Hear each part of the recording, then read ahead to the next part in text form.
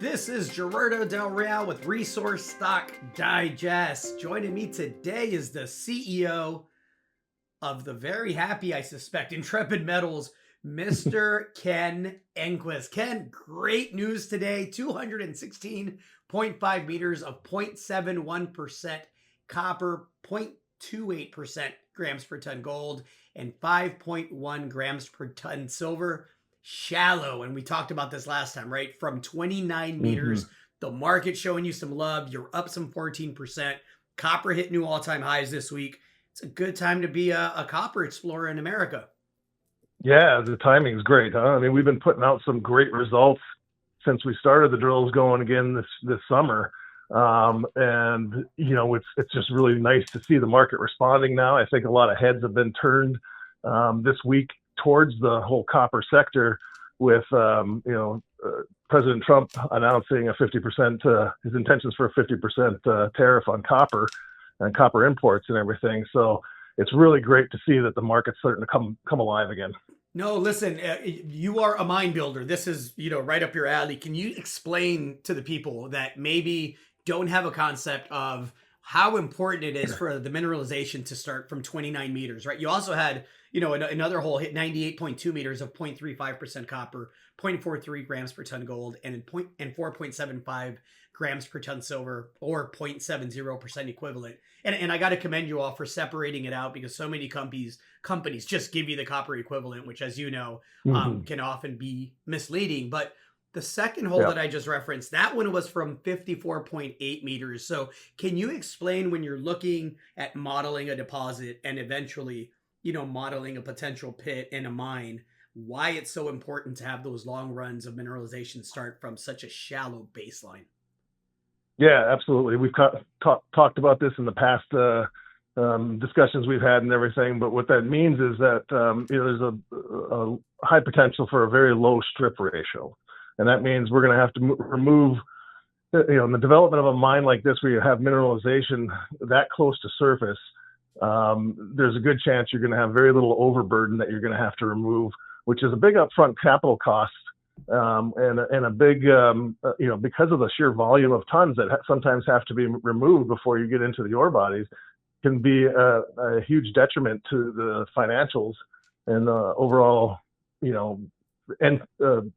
IRR and economic metrics that you might see out of a model like this. You talk in the release about, and the quote is, beyond the impressive intervals of continuous locally high-grade mineralization, we're now seeing clear signs of a transition toward copper gold porphyry style systems. Why is that important? Well, because that's where we go back to the analog of the Copper Queen mine in Bisbee, Arizona. The historical Copper Queen mine started out in very similar size to what we have in our Ringo zone. And it was a high grade. It was 53 million tons at 6%. They started mining that when they got done with that, and that was the same type of sedimentary hosted mineralization. Like, we have the exact same host rocks called the Abrigo limestone as what they had at Copper Queen. They mined that CRD, that carbonate replacement deposit, and then they got into their porphyry source that fed that deposit, and they mined it for another 60 years.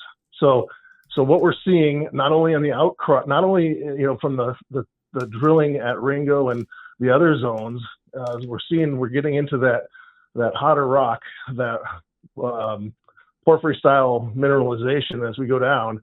But we're also seeing the outcrops at the surface to the west of Ringo and northwest of Ringo. We're seeing some really interesting stuff in that area, and so we're doing a pivot now. We feel like we've really proven up this area and these zones with the CRD potential.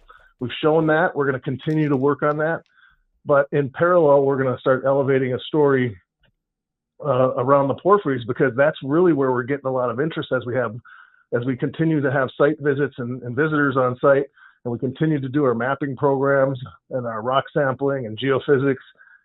The porphyry potential is getting, much more clear to us, and the rocks and the outcrops from the mapping program are clearly, really dense quartz veining, signs of turquoise, which is a common mineral that you'll see associated with close to porphyry sources. And so we're going to start putting a focus on that. We're pivoting the program. We're identifying more step outs and more exploration types of holes to further define some porphyry targets, as well as continue on the CRD and expansion as well. So we're pretty excited. We got a pretty well thought out program here that we're going to be moving forward with for the remaining holes, and we're expecting some really good results. No, listen, your timing is excellent. It's a testament to the market reaction that the work that's been done has been pragmatic and methodical, and it's good to finally see the response. Anything to add to that, Ken?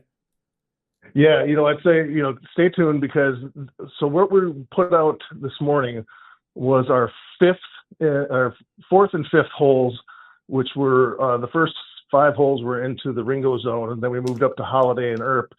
And so this fourth and fifth holes are what came out today, and we are currently drilling the 12th hole. So we've got quite a few more results on the horizon here as they start coming out of the lab.